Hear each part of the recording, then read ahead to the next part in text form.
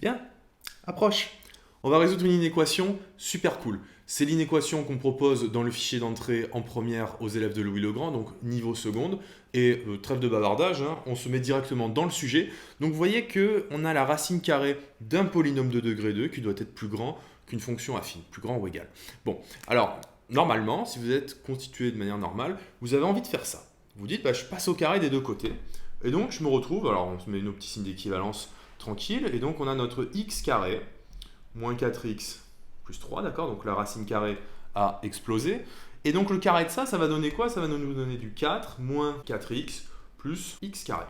Bon, on est vachement content, notre x carré, on le barre. On voit qu'on a du 4x ici, on le barre. Et on se retrouve en fait avec 3 qui est plus grand ou égal à 4. Contradiction manifeste, il y a un problème, donc il n'y a pas de solution à cette inéquation. Donc vous rendez ça sur votre copie, vous pensez avoir trouvé la super solution, sauf qu'en fait vous allez vous manger un bon gros zéro. Un bon gros zéro qui sera mérité. Pourquoi? Parce qu'on n'a pas le droit de passer au carré dans une inéquation. Alors on a parfois le droit de le faire, mais de manière générale on n'a pas le droit de le faire. D'accord? Pourquoi? Prenons un exemple. Vous êtes tous d'accord pour me dire que 3 c'est plus grand que moins 4. Et donc si nous passons au carré, nous avons que 9 est plus grand que 16. Bon. Fin de la démonstration. Contre-exemple, on n'a pas le droit de passer au carré.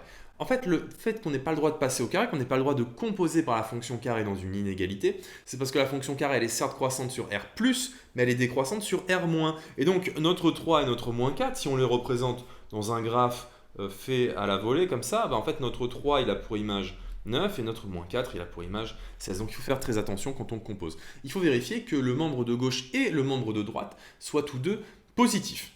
Bon, alors, ok, donc on regarde notre bazar, on se dit bon, alors je vais faire une disjonction de cas, je vais regarder quand est-ce que ça c'est positif, et puis alors je vais faire la disjonction, donc là quand ça c'est positif, qu'est-ce que ça fait? Oui, mais il y a des moments où c'est pas défini, bon, c'est le bordel. Donc c'est pas comme ça qu'on va s'y prendre. En fait, ce qu'on va faire dans un premier temps, c'est regarder le domaine de définition de notre racine carrée de x carré moins 4x plus 3. C'est la racine d'un polynôme de degré 2, et donc il faut simplement regarder quand est-ce que le polynôme est positif. Alors, donc de fait, on va regarder le signe du polynôme, on va trouver ses racines. Pour trouver les racines de ce polynôme, je vous en conjure, ne faites pas un discriminant, il n'y a pas besoin. On voit tout de suite que 1 est racine. 1 au carré, moins 4 fois 1 plus 3, ça fait 0. Et puisqu'on sait par le cours, au moins du moins vous devez le savoir, que 3 est le produit des racines, on sait d'emblée que 3 est la seconde racine. Donc je refais un petit graphique ici. On aurait notre première racine qui vaut 1, notre deuxième racine qui vaut 3. Et à main levée, on a un polynôme qui ressemble à peu près à ça. Et donc, ce qui va nous intéresser, c'est la partie gauche de la première racine et la partie droite de la deuxième racine. De fait, notre domaine de définition, il est très simple. C'est moins l'infini 1, union 3, plus l'infini. Alors évidemment, on met les bornes, clac, clac, clac, clac, clac, clac. Et là, maintenant, on va pouvoir faire une disjonction de cas qui est intéressante. On va regarder ce qui se passe pour 2 moins x quand x appartient à moins l'infini 1. Alors 2 moins x, ça fait des graphiques partout, mais c'est pas grave. 2 moins x, c'est une fonction affine à coefficient directeur négatif, donc elle est décroissante, elle a à peu près cette allure-là. Quand x appartient à moins l'infini 1, on voit qu'on est dans cette zone-là, donc on est positif en fait. Quand x vaut 1, c'est-à-dire quand 2 moins x sera minimum sur moins l'infini 1, eh bien 2 moins x, ça va valoir 1. De fait, on est ici, quoi. Tac. Donc, quel que soit x appartenant à moins l'infini 1, je le répète, ça c'est positif et ça c'est positif. Et là, on a le droit de mettre au carré, parce que les deux membres sont positifs. D'accord? Tout à l'heure, ça ne marchait pas parce qu'il y avait un des deux qui était négatif. Ok? Mais on a vu que quand on mettait au carré, on se retrouvait avec un problème. Il y avait un problème manifeste de calcul, on avait que 3 était plus grand que 4. Donc, il y avait une incohérence. Et donc, ça veut dire que ce morceau-là, il n'est pas solution. Alors, il est toujours dans le domaine de définition, hein, je le barre juste pour dire qu'il n'est pas solution. Donc maintenant, on va regarder le deuxième morceau, en 3 plus l'infini. Donc 3 plus l'infini, on est par là. Vous voyez, en plus l'infini, on va être négatif. Mais le maximum de 2 moins x en 3 plus l'infini, c'est atteint en x vaut 3. Et 2 moins 3, ça fait moins 1. Donc en fait, quel que soit x appartenant à 3 plus l'infini, 2 moins x est négatif. Donc là, qu'est-ce qu'on fait?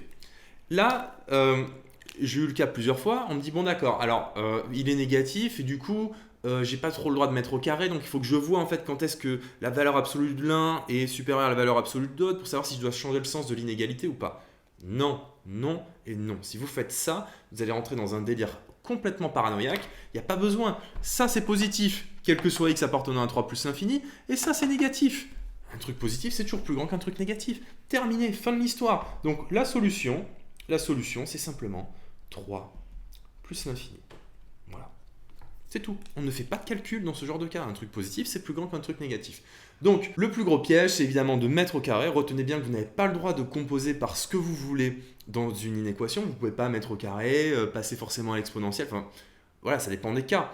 Mais dans les inéquations où il y a des fonctions, où il y a des restrictions, l'idée dans un premier temps, c'est de trouver le domaine de définition. Quand est-ce que ça fonctionne? Ok? Parce que là, déjà, entre 1 et 3, notre inéquation, elle ne veut rien dire. Donc c'est tout pour cette vidéo. J'espère que ça vous aura appris quelque chose. Retenez bien la moralité, c'est que le plus gros des pièges, c'est de croire que les maths, c'est compliqué. Je vous dis à la prochaine.